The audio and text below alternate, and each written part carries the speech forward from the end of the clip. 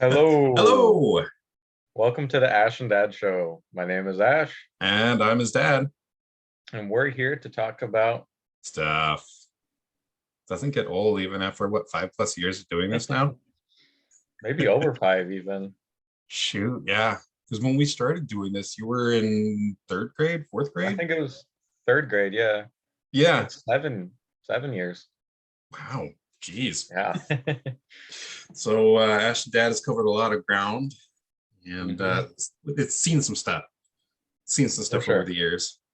I mean, heck, we even covered the Star Wars Rebels series opener way So back in the day, that and feels Rebels like has come and forever gone. ago. Yeah. Yeah. So we've been doing this for a little bit on all sorts of subjects. Yeah. Mario Kart, Splatoon, the original Splatoon. We The covered original that. Splatoon. Yeah. Yeah. We're almost to Splatoon 3 now. So, Yeah, that's gonna be good. Plus, hey, new tracks for Mario Kart.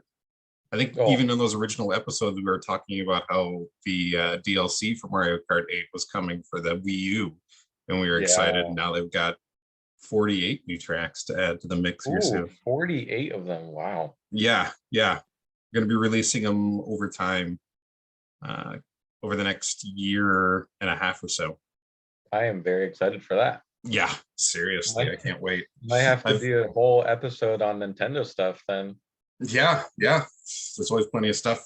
I think they've got a good E3 direct that they're planning on doing. Speaking of which, did you see Xenoblade Chronicles 3?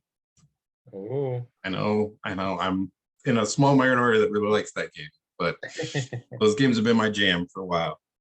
Well, speaking of stuff that we enjoy in Star Wars, the Book of Boba Fett just recently closed down and told its final chapter a couple of weeks back. Hmm. What did you think of the limited Book of Boba Fett series? It was interesting to say the least. The episodes that were best mostly featured characters that were not Boba Fett.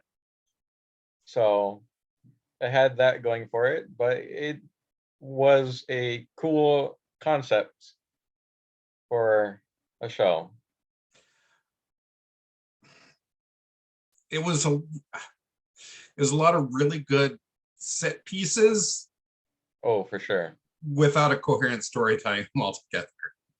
I Yeah. feel like it's trying to be Mando season 2.5, but it was about Boba Fett, who was the most ineffective character typically, except for the train heist episode Hmm. where he was actually effective. I enjoyed the Star Wars parts of it, but as a coherent overall story, maybe not so much. Yeah. Basically, it made me want to get back to the Mandalorian here in season 3 at some point, Oh, and yeah. really hoping that Obi-Wan Kenobi coming in May, end of May. They announced May 22nd, I want to say, Yeah. is what I saw somewhere towards the end of May. The poster is really cool. I'm really excited for that. I'm a big Ewan McGregor fan. Um, so we'll hope that redeems the Star Wars live action Oh, and for sure. what have you. Bad Favorite? Batch. Bad Batch season 3 is supposed to come out soon too. Ooh, I read somewhere, so season that will two. be awesome. Yeah. Yeah, that'll be very exciting. What was your favorite scene or portion of the Book of Boba Fett? Ooh, that's a good question. Probably the duel between Paz Vizsla and Mando for the Darksaber. Mm-hmm. Always love a good close range melee duel. That one was well choreographed. What Yeah. about you? Um, I liked. I know there's a lot of prequel trilogy fans that really love the N1 Starfighter. Oh, I'm not yes. one that has ever really liked it that much, but I do like the all silver version that the Mando got here. It has made me appreciate the ship a little bit more. So I do like that portion. Um, I liked the train heist with the Tusken Raiders in episode 2. I thought that was pretty great. That And then was just great. seeing Yeah. Boba Fett ride the Rancor into Mos Espa there at the end of that episode, pretty fantastic too. So I'd say those 3 portions kind of got me. Yeah, the Naboo, the N1 starfighter flying around on the planet was awesome. Yeah. And the cockpit shots that they took were really fun. I like that view from in there. Yeah. Yeah. They did a really good job with it. It'll be interesting to see what Mando does now that he can't really take bounties in that ship. It'll just be father and son on galactic adventures with the Darksaber now. Now that he's got his great little shirt. Fantastic. So we got some good Star Wars to look forward to coming soon. What else has been occupying your time here post Christmas?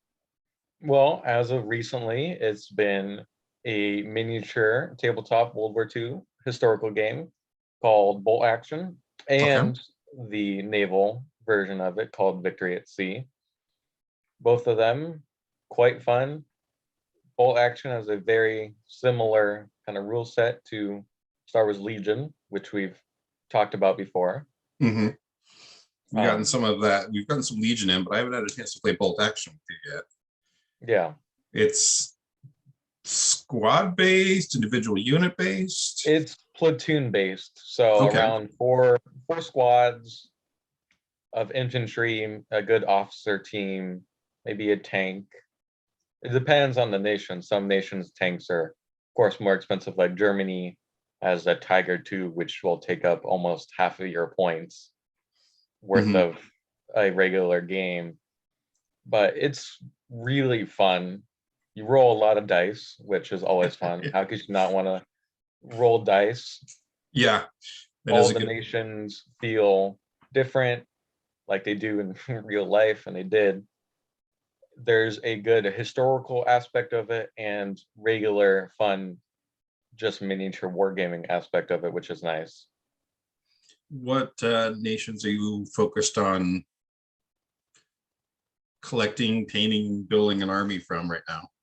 As of right now, it's mostly the Japanese getting their Japanese Marines, also known as the Special Navy Landing Force.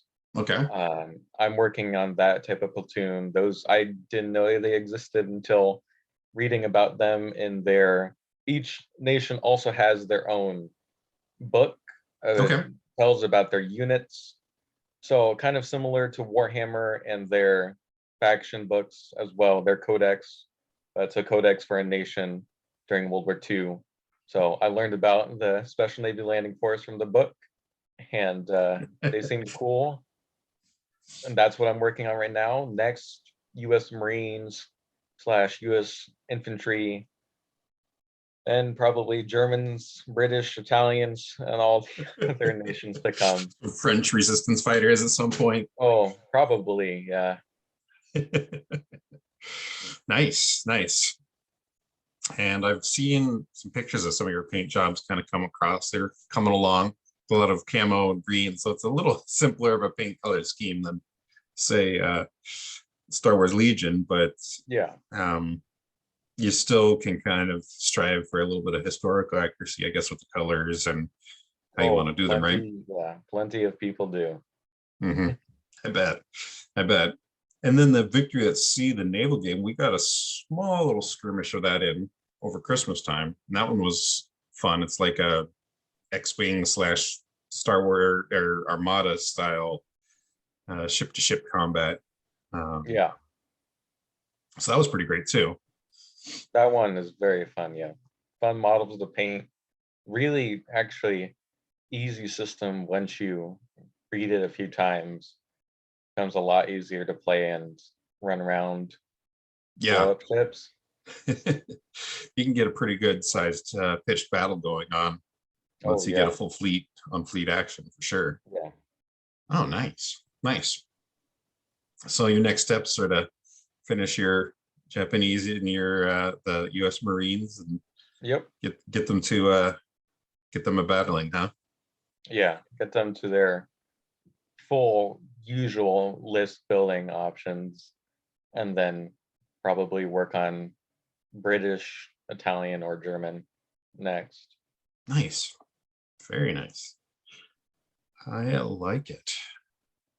Sweet. British or Italians?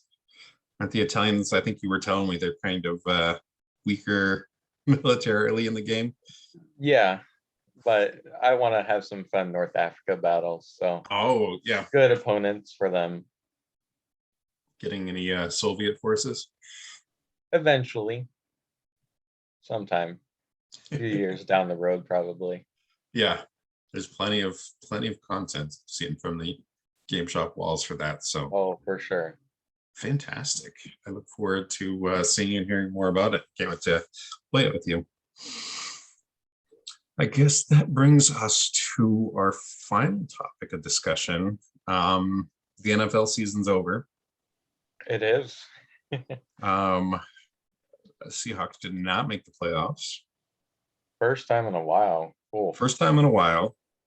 How do you feel about the direction of the team and where it's headed right now?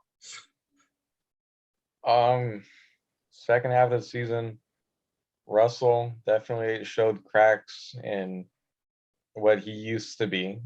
Mhm. So He's no I longer think mid-20s, able to run no. around the field without a care.